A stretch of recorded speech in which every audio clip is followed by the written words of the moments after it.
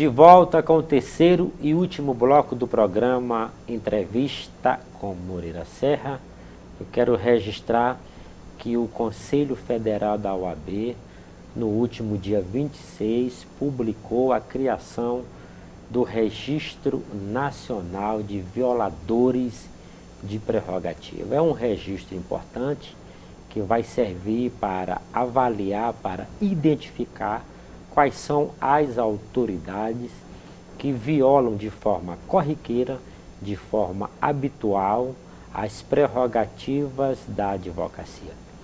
O provimento prevê também que essas autoridades que violam corriqueiramente as prerrogativas, no momento que elas forem se inscrever, fazer sua inscrição nas seccionais para o exercício da advocacia, ser possível que o pedido dela de registro seja impugnado o registro, tendo em vista essas violações corriqueiras. Essas violações têm que ensejar desagravo, de acordo com o artigo 18 e o artigo 19 do Regulamento Geral da OAB, desagravos que são realizados ou no Conselho Federal ou nos conselhos seccionais.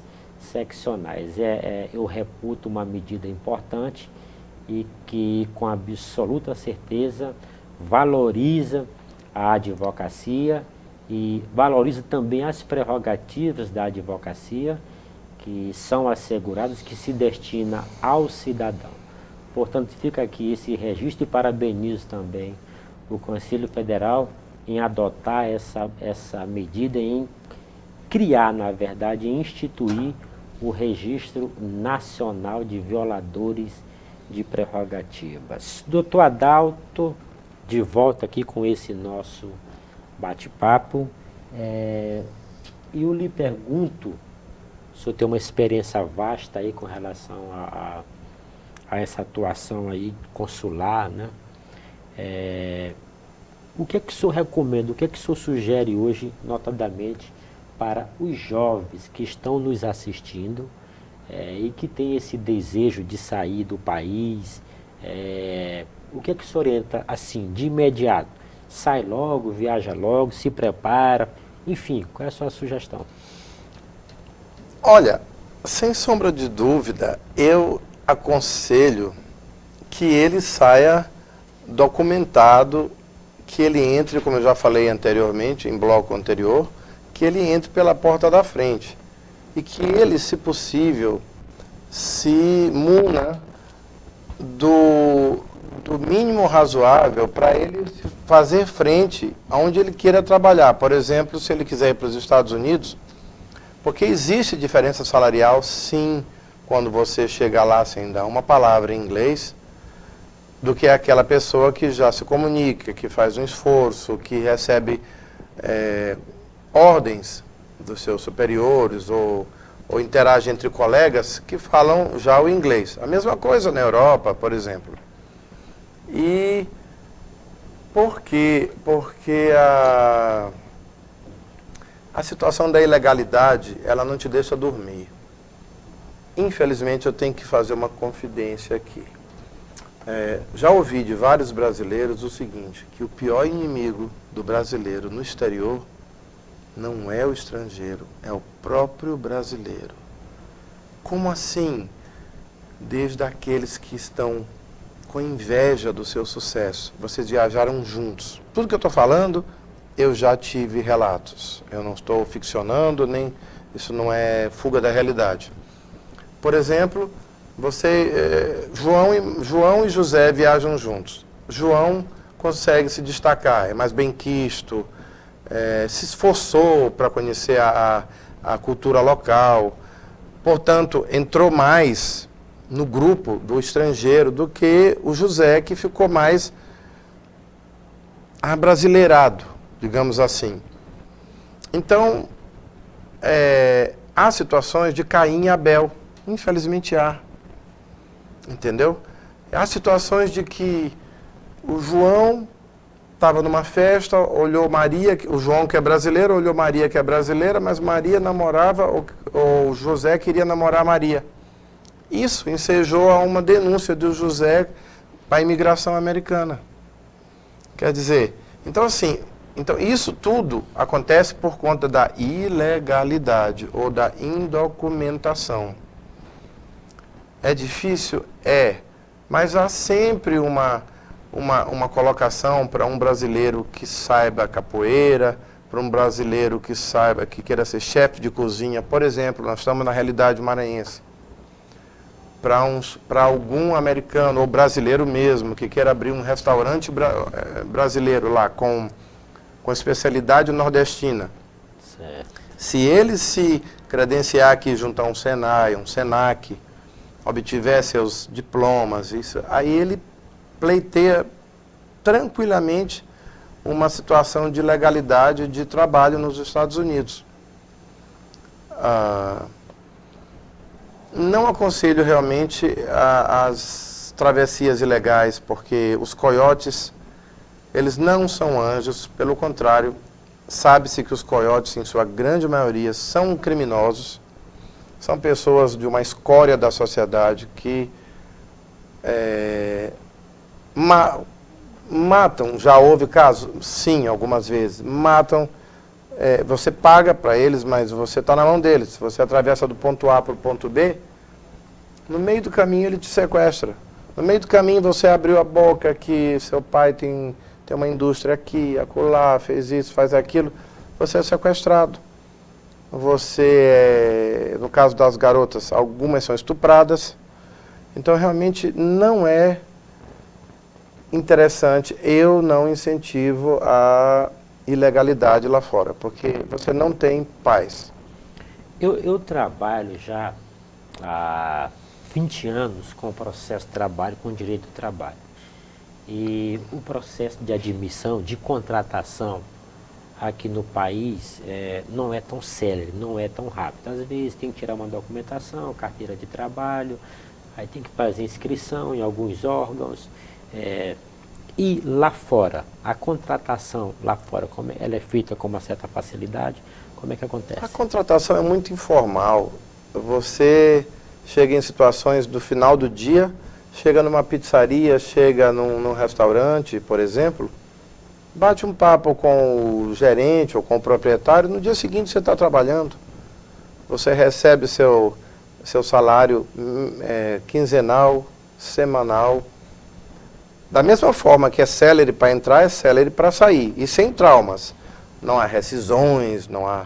Sindicato? Não. Existe, sim, o sindicato, por exemplo, nos Estados Unidos é muito sério, mas precisa ter situações para tal. Essa questão do emprego é muito rápida, a rotatividade lá é muito grande. Eu estive lá ultimamente, faz um ano exatamente. Ontem foi o 4 de julho, estava lá comemorando com alguns amigos. Então, assim, é impressionante. Você olha para um lado, para o outro, você vê, precisa-se de empregados, precisa-se de empregados, precisa-se de empregados. É no McDonald's, é nos supermercados, é em todo lugar. E agora, soube que está ainda mais fácil arrumar um emprego lá. Ou seja, está abundante. Eu posso dizer que, já passou do pleno emprego e muito, porque o pleno emprego a gente considera quando a população está 4,5% a 5% da população desempregada. Mas eu te garanto que tem bem menos que isso desempregado, então não vou dizer que beiraram a perfeição, mas estão quase chegando. Aquele homem lá parece meio doido, mas ele está dando conta do recado. Ele está fazendo a América para os americanos, ou para aqueles que estejam lá. O senhor falou anteriormente, deu um exemplo de um brasileiro que pode ir para fora do país, chega lá, abrir um restaurante com uma comida especializada, né? Uma comida nordestina, enfim. Eu lhe pergunto, e essa constituição de uma empresa para abrir um negócio lá, como é que é? É difícil ou é fácil? Olha, deixa eu lhe ser muito honesto. A minha expertise é na área consular e diplomática, não é na área trabalhista. Mas, de tanto estar lá, ou em férias, ou em estudos, a gente ouve falar que realmente a facilidade é gigantesca, né? Tanto que o Brasil adiantou muito. Eu ouço falar que no Brasil, antigamente, você fazia uma via crucis assim, desanimadora para abrir empresas, Estamos, se a gente tinha uma dificuldade de 0 a 100, 100, hoje a gente deve estar aqui no Brasil, né, falando do Brasil agora, eu creio que a gente está numa dificuldade 80, mas a gente já diminuiu 20 pontos, o que já é um avanço. Mas lá fora é impressionante a rapidez e a simplicidade para abrir negócios. Vamos falar um pouco agora do Dr. Adalto, que tem essa vasta experiência na área consular e na área diplomática também. Se voltasse ao passado, faria a mesma coisa ou escolheria outra profissão? Se eu voltasse ao passado, eu faria a mesma coisa. Se 1000 vidas eu tivesse, 1000 vidas eu daria para assuntos da área consular e diplomática. E como uma das últimas conselhos que eu daria à população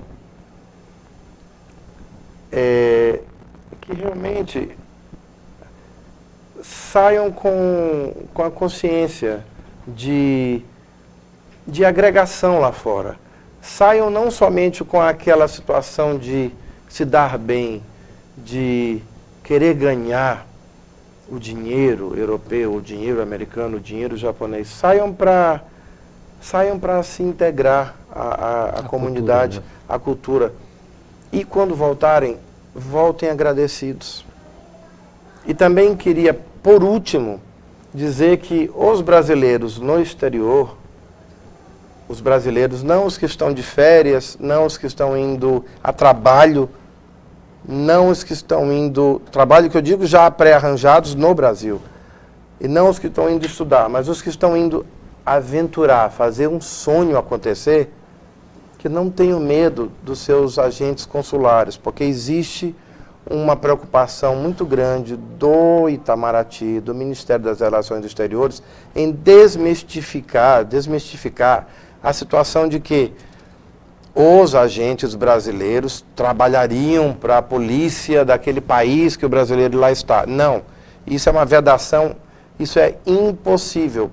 Se os nossos agentes consulares não ajudarem, não puderem ajudar, porque eles fazem o possível e o impossível, mas se eles não puderem ajudar o brasileiro no exterior, atrapalhar eles não vão de jeito algum.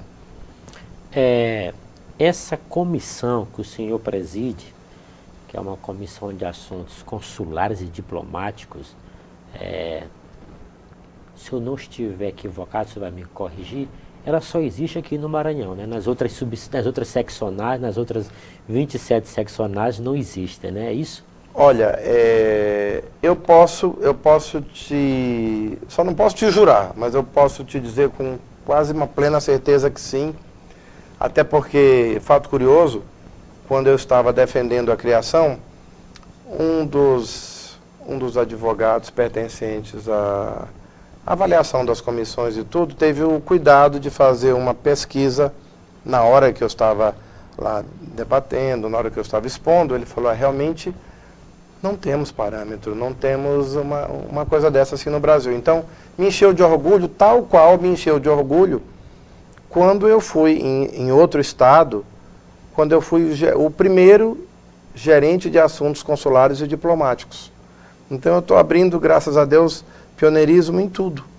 Eu abri, no que tange aos assuntos consulares e diplomáticos, quero bem explicitar. Abri com essa gerência em outro estado e estou abrindo aqui no Maranhão, com os auspícios e com a compreensão da OAB-MA, abri a comissão, estou presidente, né, da Comissão de Assuntos Consulares e Diplomáticos. Doutor Adalto, o programa agradece a sua rica participação, foi uma honra muito grande ele entrevistar, compartilhar um pouco do seu conhecimento com os nossos telespectadores. Fica aqui o convite para voltar mais vezes e fique à vontade para fazer suas saudações finais, suas considerações finais.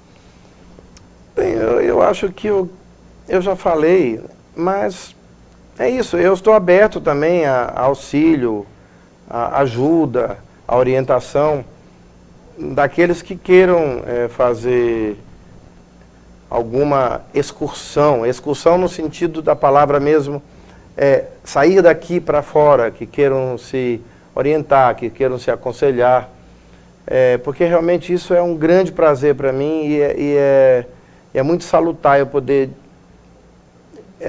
repassar o meu conhecimento e a minha experiência para a população maranhense. Ok.